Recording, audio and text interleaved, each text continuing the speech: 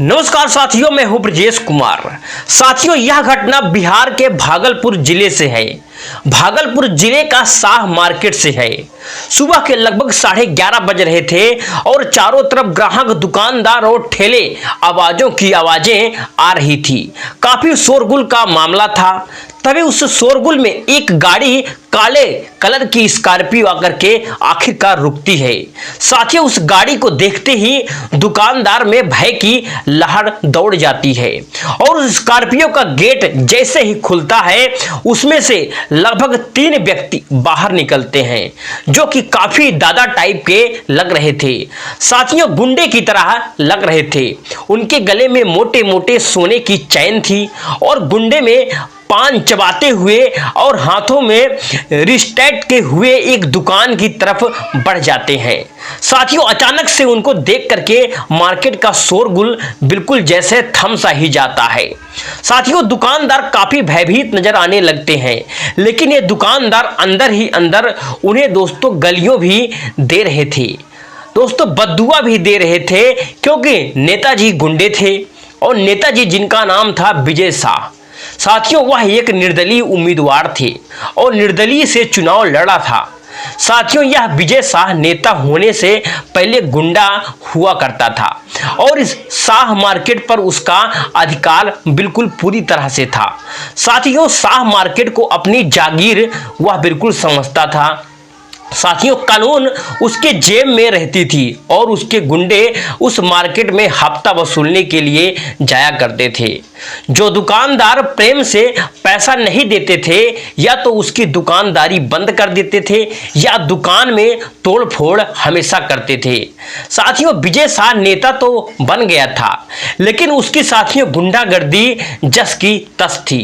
Market पर उसका अधिकार अभी भी था जैसे पहले हुआ करता था और हफ्ता वसूली पहले ही तरह ही अभी भी चल रही थी।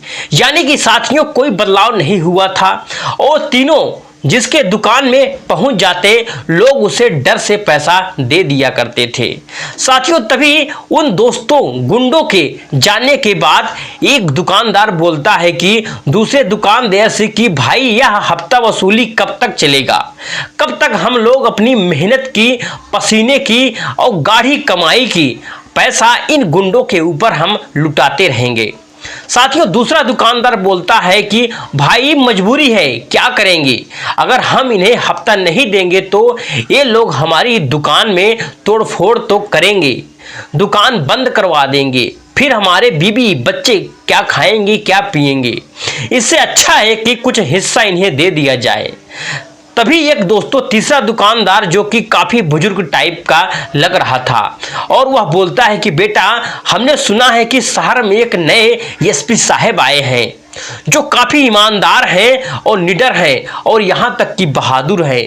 क्यों ना हम सब मिल करके एसपी साहब के पास चला जाए, कोई ना कोई तो समस्या का हल तो जरूर निकलेगा। साथियों, कब तक वो डर के जीते रहेंगे हम लोग? और साथियों, उनकी बात का असर बाकी दुकान पर भी आखिरकार पड़ जाता है और फिर दोस्तों सभी दुकानदार मिल करके एकजुट होकर के सीधा दोस्तों पहुंचते हैं एसपी ऑफिस दफ्तर। तभी दोस्तों एसपी साहब का बॉडीगार्ड एसपी साहब को जाकर को बताता है कि साहब, लगभग 50 से 60 लोग आए हुए हैं, आपसे मिलना चाहते हैं, बड़े ही अर्जेंट लोग बोल रहे हैं। साथियों, एसपी साहब बाहर निकलते हैं। एसपी साहब हाथ जोड़ कर के कहते हैं कि बोलते हैं कि आप लोग भी, मैं क्या सेवा मैं कर सकता हूं? साथियों, सभी दुकानदार भी हाथ जोड़ करके कहते हैं कि बोलते हैं साहब, बड़े हम लोग त्रस्त हैं, परेशान हैं। हम लोग शाह मार्केट से आए हुए हैं और इस मार्केट पर एक गुंडा मवाली का राज चलता है। उसका नाम है विजय शाह। पहले वह गुंडागर्दी किया करता था और अभी वह नेता बन गया है और उसने निर्दलीय से एक बार विधायक भी खड़ा हुआ था। तब से उसकी गुंडागर्दी और यहाँ तक की बढ़ गई है। रोज उसके गुंडे यहाँ आते हैं, हमसे वो हफ्ता वसूलते हैं और नहीं देने पर मारपीट भी करते हैं, दुकान में तोड़फोड़ करते हैं और दुकान बंद करने की धमकी भी देते हैं। साहब, हमें इस दुख से छुटकारा दिलवाओ, कोई ना कोई उपाय करो, हम लोग बड़ा ही परेशान हैं। साथियों एसपी साहब यह सुनकर के काफी नाराज होते हैं। फिर वह बोलते हैं कि कानून का राज चलेगा, किसी के बाप का राज बिल्कुल भी नहीं चलेगा, कोई गुंडे का राज बिल्कुल भी नहीं चलेगा। उनसे एड्रेस पूछते हैं और उसके बाद उन गुंडे का आने जाने का टाइम फिर पूछते हैं और सभी दुकानदार को बोलते हैं कि आप लोग ऐसा करिए कि निश्चिंत होकर के आप यहाँ से जाइए, कल इस समस्या का समाधान जड़ से ही खत्म हो जाएगा। साथियों सभी दुकानदार के चले जाने के बाद एसपी साहब कोतवाली थाने के इंस्पेक्टर को अपने पास बुलाते हैं, क्योंकि दोस्तों शाह मार्केट कोतवाली थाने के अंतर्गत ही आता था और वहां के इंस्पेक्टर साहब थे अनिल पासवान। साथियों इंस्पेक्टर अनिल पासवान एसपी साहब के पास आधे घंटे में पहुंच जाते हैं और फिर दोनों में दोस्तों विचार विमर्श होने लगता है। साथियों शाह मार्केट को गुंडे के आजाद कैसे किया जाए और साथियों एक प्लानिंग बनती है और प्लानिंग के तहत दूसरे दिन दोस्तों एसपी साहब एक साधारण से वेशभूषा में, साधारण से ड्रेस में शाह मार्केट आखिरकार पहुंचते हैं और उनके दोस्तों पीछे कुछ दूरी बना करके इंस्पेक्टर अनिल पासवान भी आ जाते हैं, जो कि दोस्तों अपने दल बदल के साथ थे। उनके साथ 5-6 सिपाही थे और एसपी साहब एक दुकान में घुसते हैं और दुकानदार को साइड कर देते हैं और दुकानदार की जगह पर खुद खड़े हो जाते हैं और उसके ठीक सामने दोस्तों वाले अपोजिट दुकान में इंस्पेक्टर साहब अपने दल बदल के साथ छुप के दोस्तों वहां पर घुस जाते हैं। साथियों जैसे ही दुकानदार ने एसपी साहब को देखा, वापस में दोस्तों खुसफुस शुरू हो जाती है और फिर एक दुकानदार फुसफुसाते हुए दूसरे दुकानदार से कह रहा था कि आज कोई बड़ा ही आखिरकार ड्रामा होने वाला है।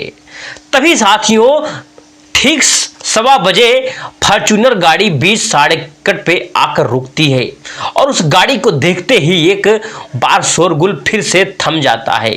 साथियों सभी दुकानदार की नजरें उधर उठ जाती हैं और एसपी साहब समझ जाते हैं कि वो गुंडे नेताजी के आगे वो भी अलर्ट हो जाते हैं और साथियों इंस्पेक्टर से आंखों में इशारा हो जाता है और तीनों दोस्तों मवाली तीनों गुंडे वहां पर आते हैं, पान चबाते हैं और एक दुकान में घुसते हैं। फिर जोरों शोर से मुक्का दुकान पर मारते हुए बोलते हैं कि वे जल्दी फटाफट पैसा निकालो, नेताजी की पार्टी के फंड का पैसा जमा हो रहा है। और दुकानदार कांपते हुए दोस्तों हाथों से उन्हें पैसा दे देता है। तभी साथियों दूसरे दुकान में एक बुजुर्ग दुकानदार बैठा हुआ था। उनको देखते ही उनके बोलने से पहले ही बुजुर्ग दोस्तों दुकान से कांपते हुए हाथों से पैसा उन्हें पकड़ा देता है। साथियों फिर ये गुंडा बोलता है कि बहुत अच्छा है, ऐसे ही तुम लोग हमें सपोर्ट करते रहो, तब तुम्हारी दुकान सलामत रहेगी। और फिर साथियों फिर तीसरा नंबर था उस दुकान का, जिस दुकान पे एसपी साहब खुद भेष बदल करके दुकान में भेष में खड़े हुए थे। वहां घुसते दोस्तों ये गुंडा बोलता है कि ये चल फटाफट पैसा निकाल, अपने पास ज्यादा टाइम बिल्कुल भी नहीं है, टाइम खोटी बिल्कुल मत कर मेरी। तभी साहब एसपी साहब बोलते हैं कि किस बात के पैसे, क्या तेरे बाप ने यहाँ पैसे छोड़ गए थे जो तू लोग उसे लेने के लिए तुम लोग यहाँ आए हुए हो।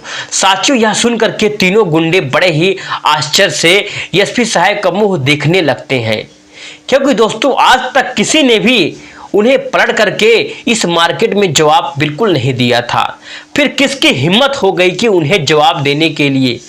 तभी दोस्तों ये गुंडा थप्पड़ उठा करके एसपी साहब की तरफ बढ़ता है और बोलता है कि तेरी इतनी हिम्मत तू मुझे मना कर दे, तेरी इतनी औकात तेरी। उसके बाद साथियों आगे की बात उसके जुबान में ही फंस कर रह जाती है, क्योंकि दोस्तों सामने से ही इंस्पेक्टर अनिल पासवान हाथों में पिस्टल लिए दौड़ते हुए पलक झपकते ही उस दुकान में दाखिल हो जाते हैं और उनके दोस्तों साथ 6 सिपाही हाथ में दोस्तों मजबूत सा डंडा लिए हुए वहां पर प्रवेश कर जाते हैं और उन दोस्तों तीनों गुंडों को पकड़ लिया जाता है। और उसके हाथ दोस्तों पीछे करके बांध दिए जाते हैं। उसके बाद दोस्तों उन तीनों के ऊपर डंडे की बरसात शुरू हो जाती है। साथियों, उन्हें शाह मार्केट में पैदल डंडे से पीटते हुए ले जाया जाता है और फिर एक चौराहे पर जाकर के खड़ा कर दिया जाता है। साथियों, फिर एसपी साहब जोर से जोर गरजते हुए बोलते हैं कि यही तीनों गुंडे तुम लोग को डरा करके रखे हुए थे, आज इन सब का डर मैं निकाल दूंगा। साथियों, उन गुंडों की पिटाई देख करके सभी दुकानदार अंदर ही अंदर दोस्तों काफी खुश हो रहे थे और उस चौराहे पर दोस्तों पूरे दुकानदार अपनी अपनी दुकान बंद करके आकर दोस्तों तमाशा देख रहे थे। साथियों, फिर चारों तरफ दुकानदार भी भीड़ जमा हो गई थी। फिर आम पब्लिक दोस्तों पूरी खड़ी हुई थी। साथियों, अनिल पासवान उन तीनों गुंडों को वही जमीन पर बैठा देता है और फिर आगे क्या होता है कि पब्लिक उनके ऊपर दोस्तों आज हंस रही थी। साथियों, तभी एसपी साहब एक पुलिस वाले को बोलते हैं कि इन गुंडों को बताओ यह मार्केट किसका है। उसके बाद दोस्तों फिर पुलिस वाला आकर के मजबूत डंडा लेकर के बारी बारी से दोस्तों तीनों गुंडों के दोस्तों तलवे में प्रहार करता है। साथियों, जोरदार प्रहार करता है। गुंडे का बाप चिल्ला रहे हैं, माफी मांग रहे हैं, साहब हमें माफ कर दो, दोबारा हम इस मार्केट में कदम नहीं रखेंगे। लेकिन साहब माफी किसके माफी बाप की। एसपी साहब थोड़ा भी दोस्तों उनके ऊपर रहम बिल्कुल नहीं करते हैं। मारते मारते दोस्तों सिपाही थक जाता है और फिर दूसरा दोस्तों सिपाही वहां पर आता है, वो भी दोस्तों डंडा लेता है। ऐसे ही दोस्तों उनके तलवे में बुरी तरह से पीटता रहता है। साथियों, बुरी तरह से पीटता रहता है और सारा मार्केट के सामने से भरे बाजार में जब मार खा रहा था दोस्तों गुंडे बिल्कुल तस्त हो जाते हैं, पुलिस वाले भी थम जाते हैं। तब दोस्तों एसपी साहब बोलते हैं कि कोई कसर तो बाकी नहीं रह गई है। साथियों, गुंडे हाथ जोड़ देते हैं और बोलते हैं कि साहब कभी इस मार्केट में हम कदम नहीं रखेंगे। तभी दोस्तों एसपी साहब बोलते हैं कि अपने बाप उन नेताओं को बुलाओ, तभी दोस्तों तुम छूटोगे। साथियों, एक गुंडा नेता जी को फोन करता है। फिर विजय शाह को तब तक दोस्तों यह खबर दोस्तों उस नेता विजय शाह के पास भी पहुंच चुकी थी और यह वहां दोस्तों पहुंचने ही वाला था। आते ही दोस्तों एसपी साहब के सामने वह दोस्तों हाथ जोड़ देता है कि साहब आप हमें पहले ही बता देते कि हमारे लड़के यहाँ हफ्ता वसूलते हैं तो हम इन्हें पहले ही समझा देते। साथियों, फिर यह जरूरत है इतने ड्रामा करने की क्या। तभी दोस्तों एसपी साहब बोलते हैं कि यह आपके लड़के नहीं, यह आपके गुंडे हैं और यह आपके इशारे पर ही हफ्ता वसूलने के लिए हर बार आते हैं। साथियों, नेताजी गिरगिट की तरह रंग बदलते हुए कान पकड़ लेता है। वह बोलता है कि तोबा बोला, क्या बोल रहे हो एसपी साहब, हमें तो मालूम ही नहीं था कि ये नमक हराम हफ्ता वसूल करने के लिए यहाँ पर आते हैं। अरे हम तो जनता के सेवक हैं, हम तो जनप्रतिनिधित्व हैं, हम तो निर्दलीय से नेतागिरी में खड़ा हुए हैं, इन्हें पब्लिक के भरोसे और हम इनसे हफ्ता वसूलेंगे, हमें वोट कौन देगा। अरे साहब हमसे गलती हो गई है, हमसे बवंडर हो गया है, हमारे बच्चों से एक बार हमें माफ कर दो, बड़ी कृपा होगी, आइंदा आपसे कोई भी ऐसी खबर नहीं मिलेगी। साथियों, फिर एसपी साहब आम पब्लिक की तरह देखने लगते हैं। फिर आम पब्लिक जो है दोस्तों फिर दुकानदार खड़े थे और वो भी दोस्तों एक मौन सहमति देते हैं और एसपी साहब दोस्तों उन तीनों गुंडों को माफ कर देते हैं। साथियों, फिर क्या होता है आगे कि नेताजी को भी माफ कर देते हैं और चेतावनी भी दे देते हैं।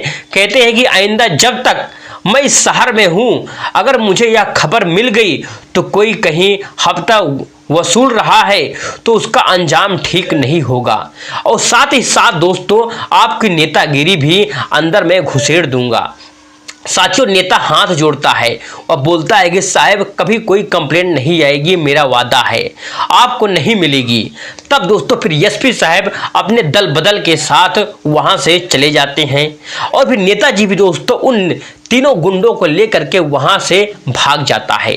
साथियों, फिर उस दिन से शाह मार्केट में उस नेता का आतंक आखिरकार समाप्त हो जाता है। तो साथियों, यह घटना आपको कैसी लगी? अगर आपको अच्छी लगी है तो वीडियो लाइक, चैनल को सब्सक्राइब करना ना भूलें। जय हिंद।